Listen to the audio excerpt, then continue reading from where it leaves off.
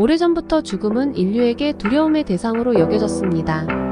전쟁, 질병, 사고, 야생동물로부터의 공격, 그리고 노화 등 삶의 모든 것이 결국 죽음으로 이어졌기 때문입니다. 죽음에 대한 이러한 다양한 접근은 다양한 문화와 종교에서 발견됩니다. 이러한 이야기들은 종종 삶과 죽음, 불멸성과 부활에 대한 인간의 욕망과 두려움을 반영하며 종교적인 신념이나 신화로 이어집니다. 이집트에서는 죽으면 사후세계에 갔다가 시간이 지나면 부활하게 되는데 이때 시신이 온전해야 한다는 믿음으로 미라를 제작하였고, 유럽의 연금술사들은 영생을 위해 다양한 물질을 찾는 데 노력했습니다. 현자의 돌은 이들의 목표 중 하나였으며 이를 통해 영생과 불사의 힘이 있다는 엘릭서를 만들기 위한 것이었습니다.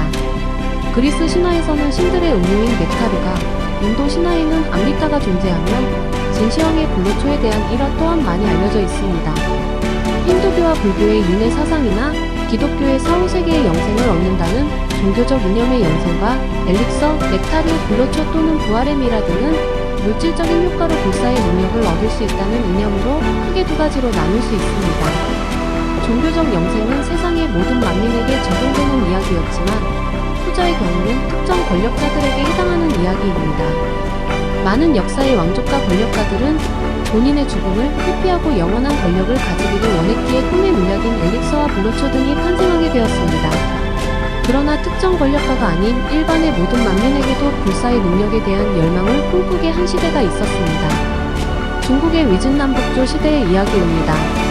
위진남북조 시대는 중국이 16개국으로 쪼개지고 왕조와 나라가 계속되어 바뀌던 시대로 전통적이었던 유교 사상이 쇠퇴하고 도교가 발달하게 되었습니다. 유교의 도덕적 윤리 사상이나 국가와 같은 공동체의 우선이 아닌 개인의 행복과 불로장생을 목표로 하는 사상으로 신선이 만든 단약을 먹으면 불로장생한다고 여겼습니다.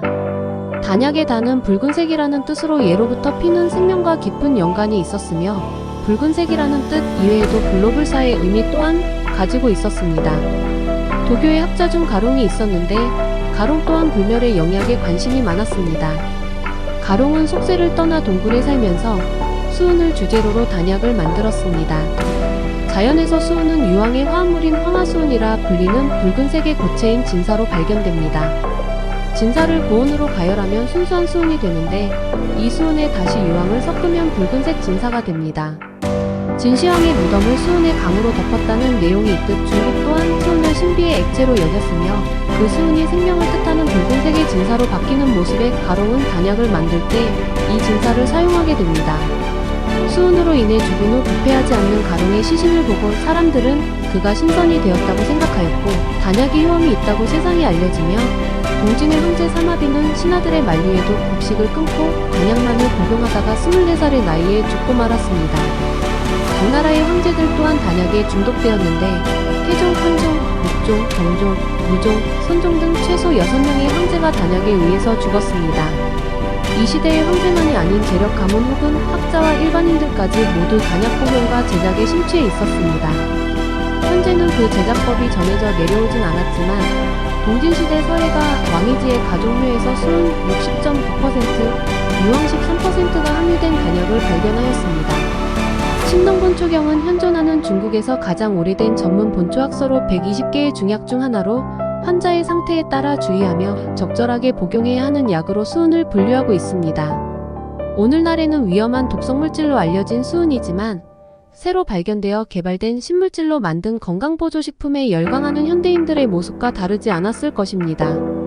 유행처럼 번져가는 건강보조식품과 범람하는 정보의 과부하 속에 경각심을 가지고 결핍에 대한 영양분의 보충도 중요하지만 꾸준한 운동으로 건강을 유지하고 긍정적인 마음가짐과 행복한 삶을 추구하는 것이 가장 중요합니다.